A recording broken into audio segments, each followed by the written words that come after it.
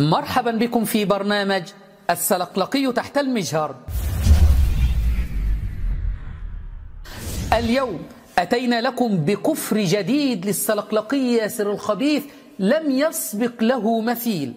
خرج علينا ناطقا بالكفر قائلا أن عين الإيمان وعين التوحيد أن نقول جميعنا أن علي هو الذي علا فقهرنا، وهو الذي يحيي ويميت، وهو الأول وهو الآخر وهو الظاهر وهو الباطن. كفر، وأي كفر؟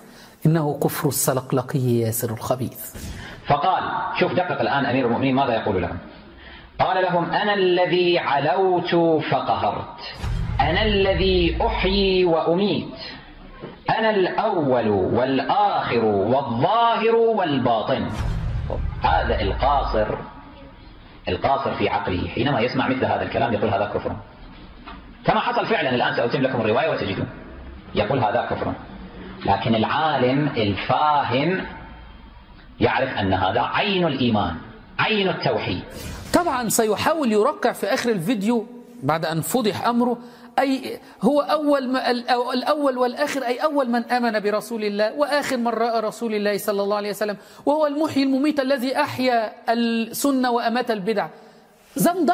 زندقة إخواني. يعني يصلح أن أنا أقول رامي عيسى أنا الخالق المحيي المميت؟ يقول خالق، أقول نعم، أنا الذي خلقت هذا المايك، أنا الذي أعطيت ابني الدواء فأحييته، أنا الذي أقتل هذا الحيوان فأميته.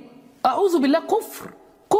الله يقول وهو القاهر فوق عباده. سلقلقي يقول لا، علي هو الذي قهر فعلى علينا.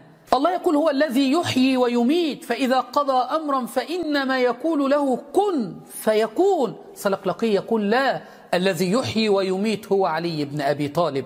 الله يقول هو الأول والآخر والظاهر والباطن، والسلقلقي يقول لا، الأول علي، الآخر علي، الظاهر علي، الباطن علي. ولا تجعل مع الله إلها آخر فتلقى في جهنم ملوما مدحورا.